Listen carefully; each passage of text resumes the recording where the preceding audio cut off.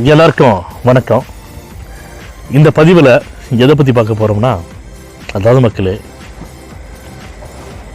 திரு கருணாஸ் அவர்கள் திமுக முறையில் பேசும்போது விஜய் அவர்களை பற்றி கடுமையாக விமர்சனம் பண்ணிட்டு இருக்காரு. ஏன் விமர்சனம் பண்ணுறாரு அப்படின்னு கேட்டிங்கன்னா, ஒவ்வொரு நடிகருமே சரி, சரத்குமார் அவர் என்ன சொன்னார்னா, நான் விஜய் ஒரு அரசியல்வாதியாகவே நான் பார்க்கவே இல்லையே அப்படின்னு சொன்னார்.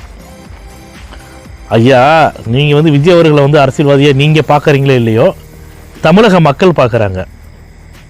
ஆட்சி மாற்றத்தையும் அதிகார மாற்றத்தையும் மாற்றக்கூடிய சக்தி, அதுக்கேற்ற தலைவராக விஜய் அவர்களை தமிழக மக்கள் பார்க்குறாங்க.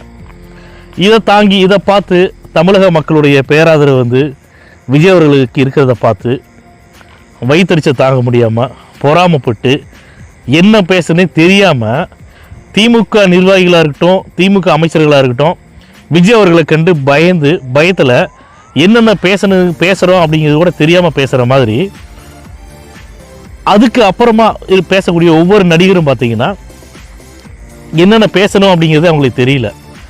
விஜய் அவர்கள் அரசியல்வாதியாக பார்க்கல அப்படின்னு சொல்லக்கூடிய நீங்கள் அரசியல்வாதியை பார்த்தாலும் என்ன, பார்க்கலீங்கன்னா விஜய்க்கு என்ன லாஸா? யாருக்கு என்ன லாஸுங்க சொல்லுங்கள்? தமிழக மக்கள் பார்க்குறாங்க.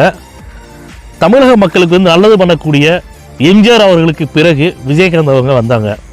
விஜயகாந்த் அவர்கள் உயிரோடு இருக்கும்போது எத்தனை பேர் விஜயகாந்த் அவர்கள் மேலே அவர்களை பார்த்து மீம்ஸ் கிரியேட் பண்ணி எத்தனை பேர் விஜயகாந்த் அவர்களை கஷ்டப்படுத்துனாங்க.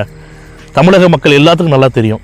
ஏன் இதே சரத்குமார் அவர்கள் எனக்கு மிகப்பெரிய வாய்ப்பு கொடுத்தவர் தான் விஜயகாந்த் அப்படின்னு சொல்லிட்டு ஒவ்வொரு பேட்டியிலையும் பார்த்தீங்கன்னா விஜயகாந்த் அவருடைய புகழை இப்போ பாடிட்டு இருக்காரு.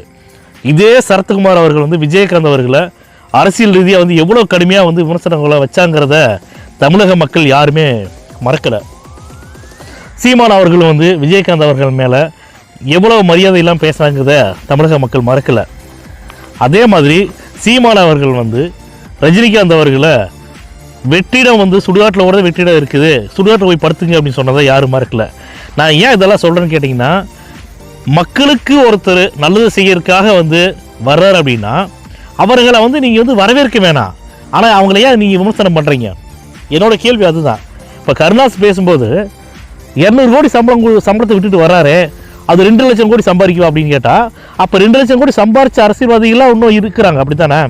அப்போ இன்னும் எத்தனை லட்சம் கோடிகள் ஒவ்வொரு அரசியல்வாதி, ஒரு அரசியல் கட்சி தலைவர்களில் இருக்கும் மக்களே? நல்லா யோசிச்சு பாருங்கள். 2026 சட்டமன்ற தேர்தல் அரசியல் வரலாற்றிலேயே மிகப்பெரிய ஒரு திருப்பு முனையாக இருக்கும். விஜய் அவர்கள் தான் முதலமைச்சர்.